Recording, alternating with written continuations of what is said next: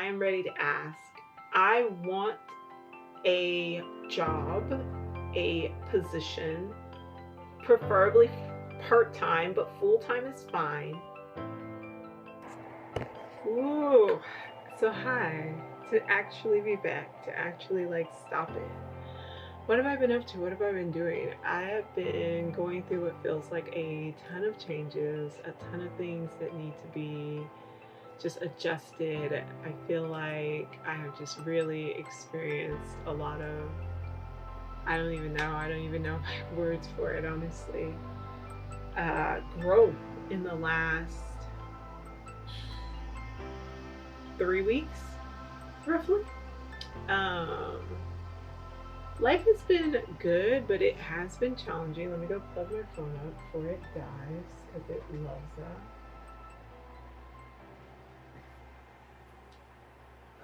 Someone's asking me for a recommendation, because I am great with recommendations.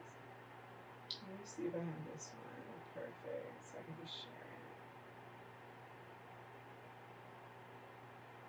it. Perfect. Okay. Easy peasy. Okay. I'm a recommendations queen. Okay. All right. I've had to do so much growing and learning and releasing and being activated and coming on the other side of the activation in the last 2 weeks, even, as I say 3 weeks, but since like the beginning of February, it's just been eye-opening, heart-opening. I shared, I'm pretty sure at least I did, that my goal for the first quarter was to look at the first quarter of the first quarter. Was to look at having, like, opening up my heart and really allowing myself to be open to what I needed to be doing, to like what my purpose was, to where I was going, all that stuff. And then I realized that I also had a lot of work to do where, like, avoidance is my favorite thing in the world. And that I spent years in functional freeze. Like, I was kind of living, but I really wasn't. And then, like, I was falling in line and trying to just do what I thought I was supposed to do, and being like normal, be a normal girl. And then I would be disenchanted with that. And then it was like, well, what else do you want to do? What else do you want to, where else do you want to be? What else do you want to have happening? And then I would be frustrated. And so then to get to this point where, like, now it's like, okay, you have to deal with these things. You have to make moves. You have to make stuff happen. But more so also, you cannot like dial out. Like, you can't just clock out mentally, especially. You can't get caught up in functional freeze. This even almost happened this morning, where it was just like I got frustrated with something. I thought things were going a different way. It wasn't the way I thought it was going to be. And I was like, I am so annoyed. I don't even know what to do. And it was just like, you know what? Just go take care of it. Just go get it done. Just go take care of it. And now I'm like, okay, like, all right, finish. Let's keep it moving.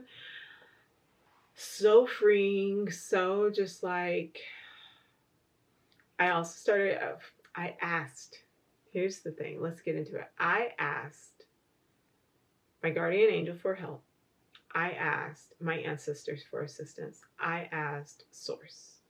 I said, I need some doors to open. I need some things to change. I am bored out of my mind. I am overextended financially.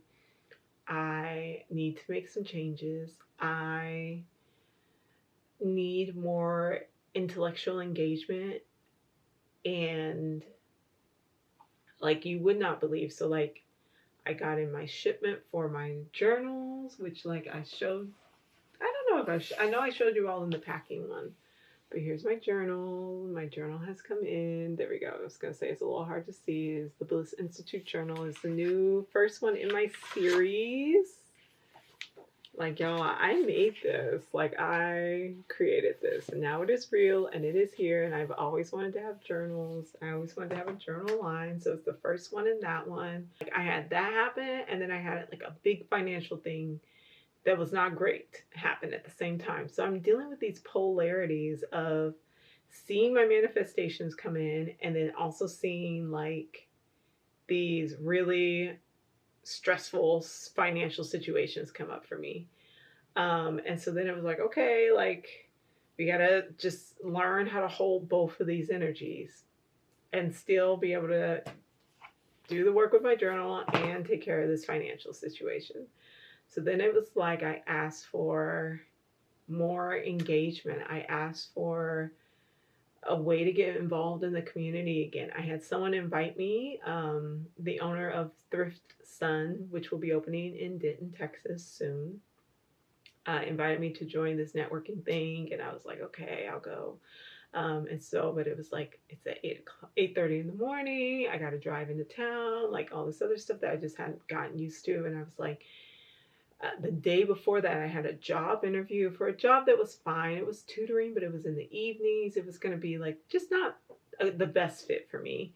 And then that was stressful because it was for math centered. And while I do well with math, like on the spot, no calculators and stuff like that, and just having to remember, like my favorite thing to do was statistics, but like statistics using analytical software is very different than having to do like 8th grade, 6th grade math and geometry and stuff like that.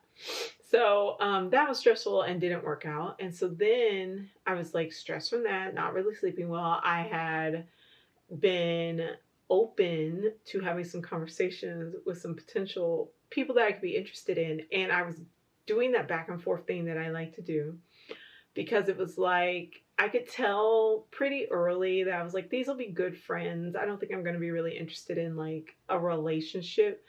But I was going back and forth between that. Am I being too quick to cut them off? Am I being too judgmental? Should I give this more time? Or do I listen to like my intuition? Like, is my intuition actually guiding me? So I was like going back and forth and dealing with all of that.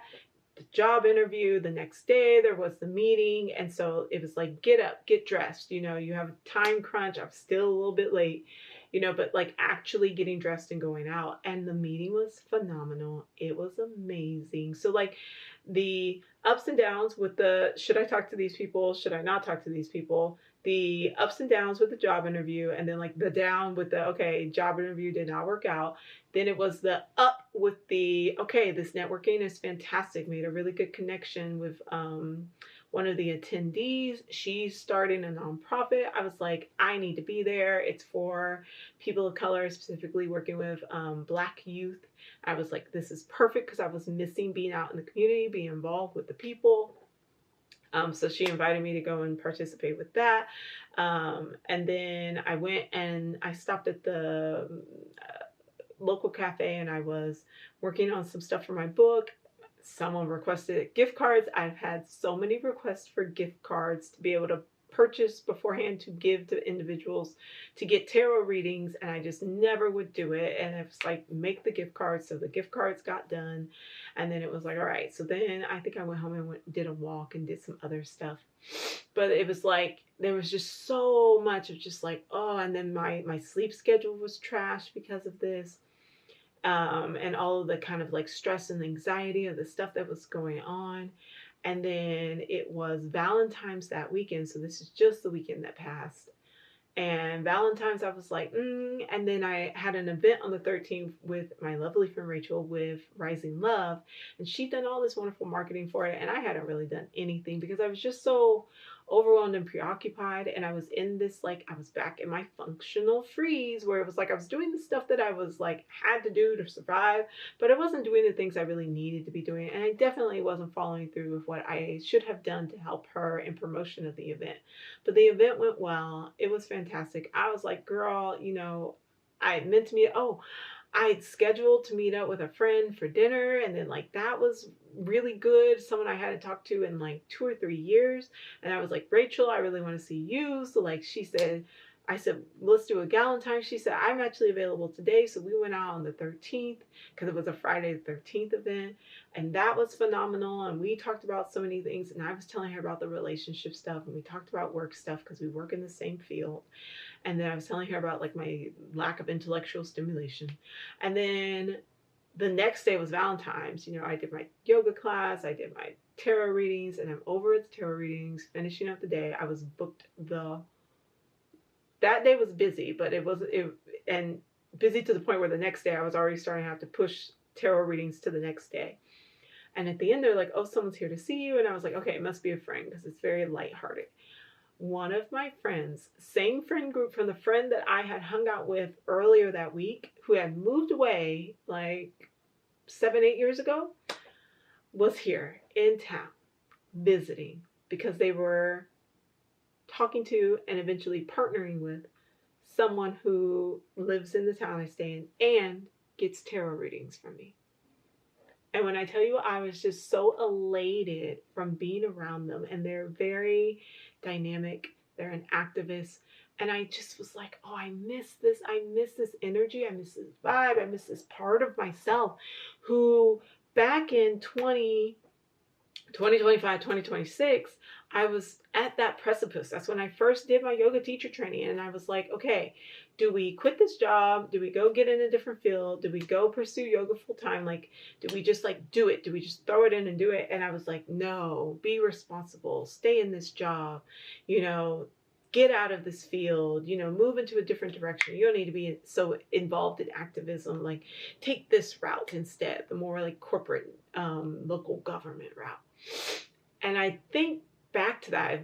Since 2023, I've been thinking back to 2016 so much when like I could have made the changes. I could have made a different choice. I didn't have as many commitments. I didn't have a house. I didn't have 2 cats and a lamb. Did I have the 1 cat I had? I might not even had any cats. Like, I just didn't have the same like life that I have now. And I was like, it was wild. It feels like a redo. It feels like I am being invited to redo the energy of what showed up 10 years ago, 2016. It's like, would you like to make some different choices? And I'm like, you know what? I think I would. And I'm 1,000% sure that's also either that year before or that year when I started talking to someone who I ended up leaving right on my Saturn return, end of my Saturn return that next year in 2027, who I had thought, I was like, this is a good friend. You don't actually want to talk to this person. You're not actually interested in it. But then like I let it drag out for like a year. And I'm just like, wow, like the repetitions are repetitioning. They're repeating. And like, so to be in this space where I'm like, okay, don't sit here and repeat these patterns. Don't get into a job that you don't want or that you're not really interested in. Don't date someone you're not really interested in, or talk to someone or get stuck in that situationship that you're not really interested in. Like, redo these things. Take a different route. Make different choices. So like then the next day they're like, come out. There's an event going on, you know, come out and see us. I'm like, I'm booked up, but I'm gonna like sneak away. And I did. And I went to go see them, and they're like, we have the book club. And I'm like, I'm joining the book club because what did I say? I was understimulated intellectually. So I'm like, I'm joining this book club. They're telling me the books they're reading. They're telling me the one they're on. I go and I'm like that night downloading the book, which is Love in a Fucked Up World, I think it is. When I tell you this book has done more for me in 2 days than all of my 3 years of doing all of this inner work and all this other stuff, because it was specifically addressing some of the issues and circumstances I have found myself in. And because it was so specific, it really connected with me in ways that other texts and other things, they have all said the same stuff, but it just didn't hit in the same way.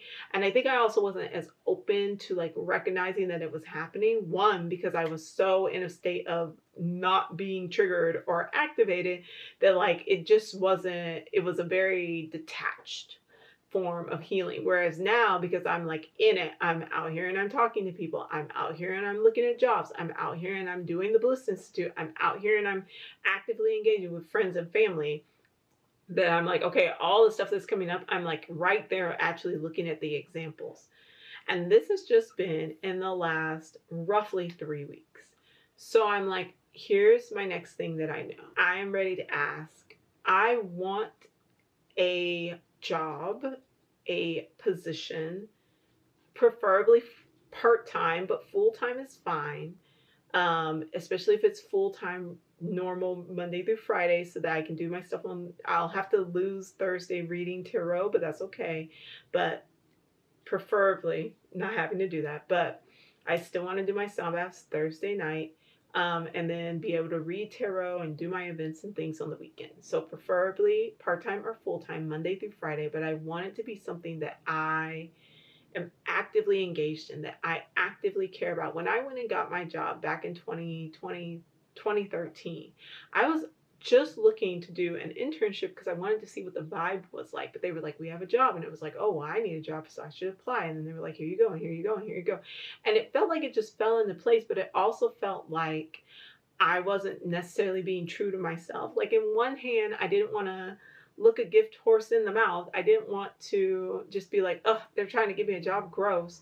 But at the same time, I was like, but I don't know if I actually want to do this. I don't know enough about this field or this area to know if this is where I want to commit myself, if I should be looking into like teaching overseas, whether I should be working in moving education. Like, I didn't have enough information, but fear pushed me to say, get this job before this job that you have right now runs out, and then you'll be taken care of and you won't have to worry about like, how will you pay your bills?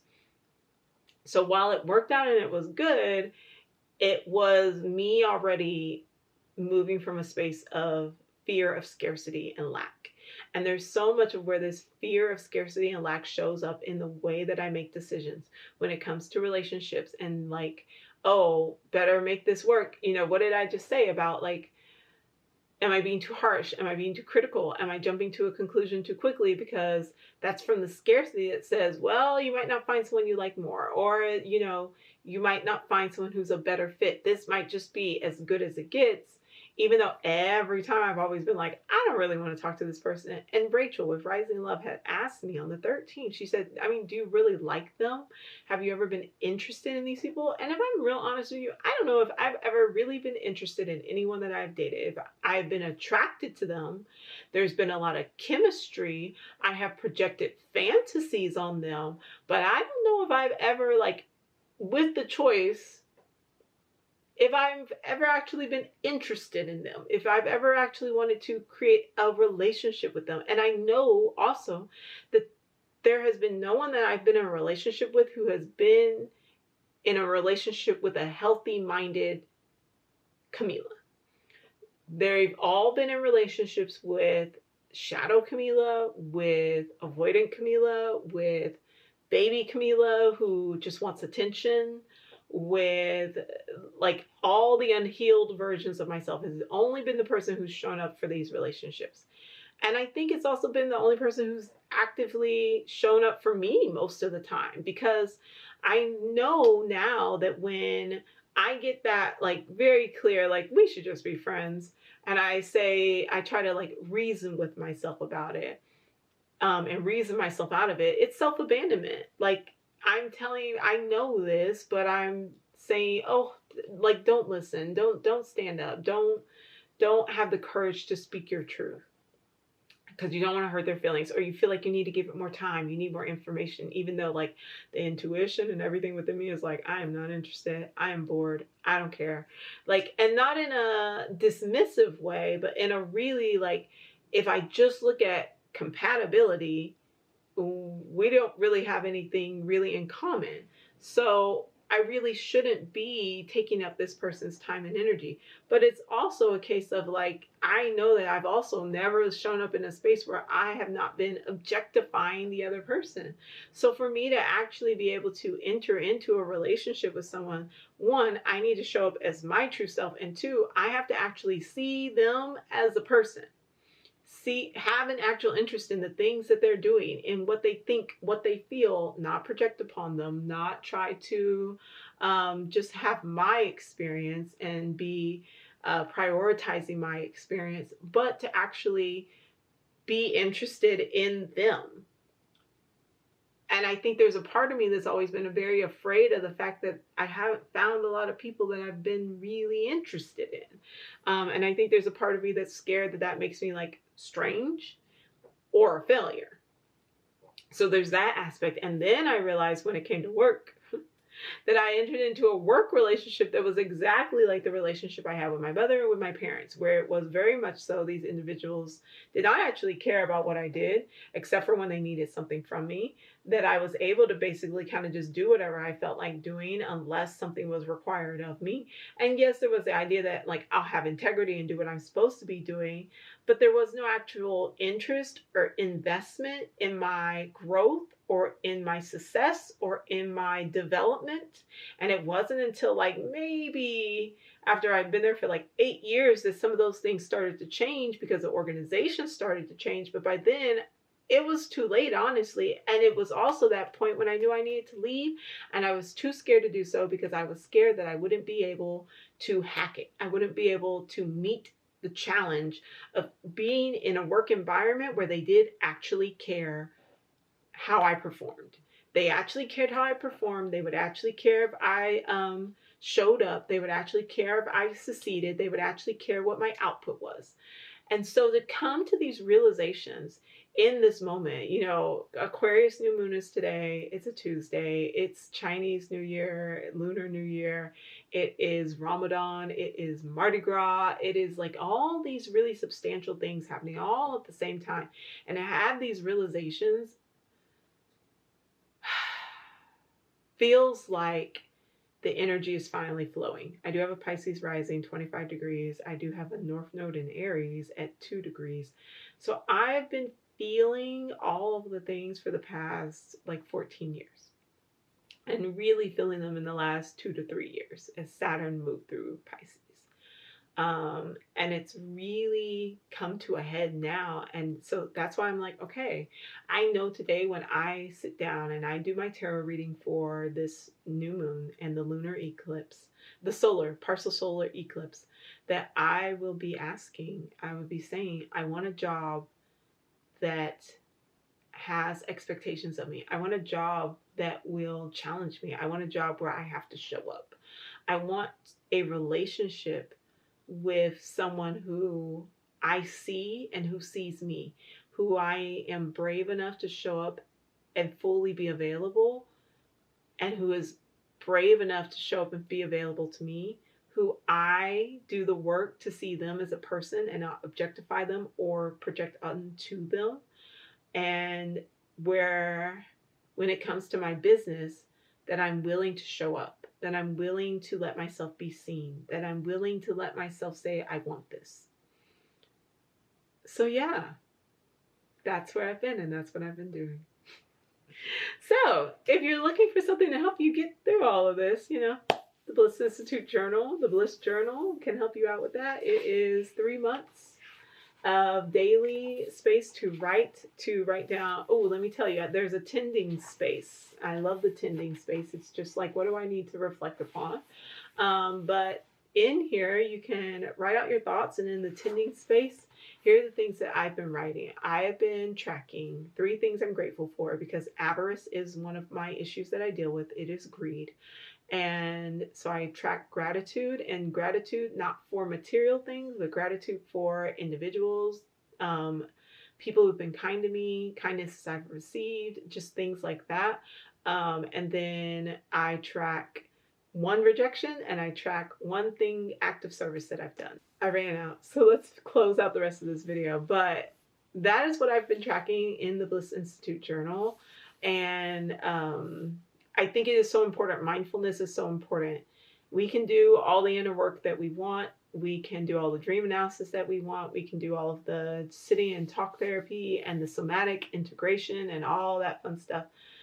But until we actually take that feedback, make a choice about what needs to change, and then put that choice into action, it's all just fun. It's all just things that we can say that we're doing to say that we're doing the work.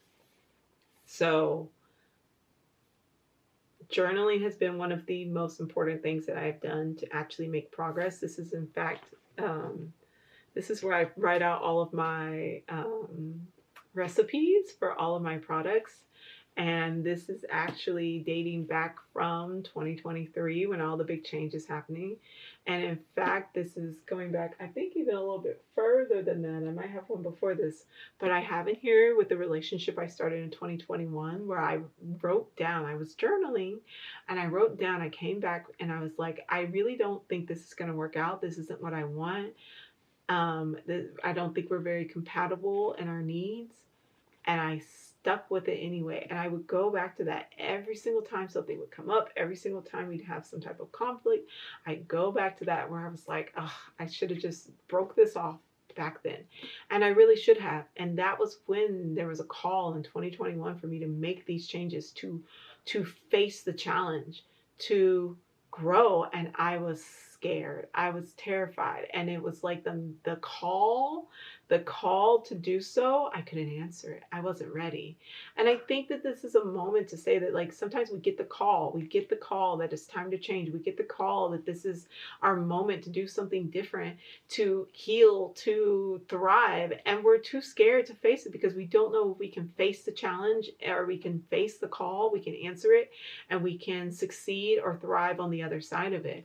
And so I would just say that, like, if you're experiencing the call, if you feel the pressure, if you feel that now is the time that, like, something has to change and you're scared, it is okay. And it is okay that if you go back to old ways and old coping mechanisms. But what matters most is that every time the call comes up, because it will come up again, that you do the work while you can so that eventually you will be able to answer the call.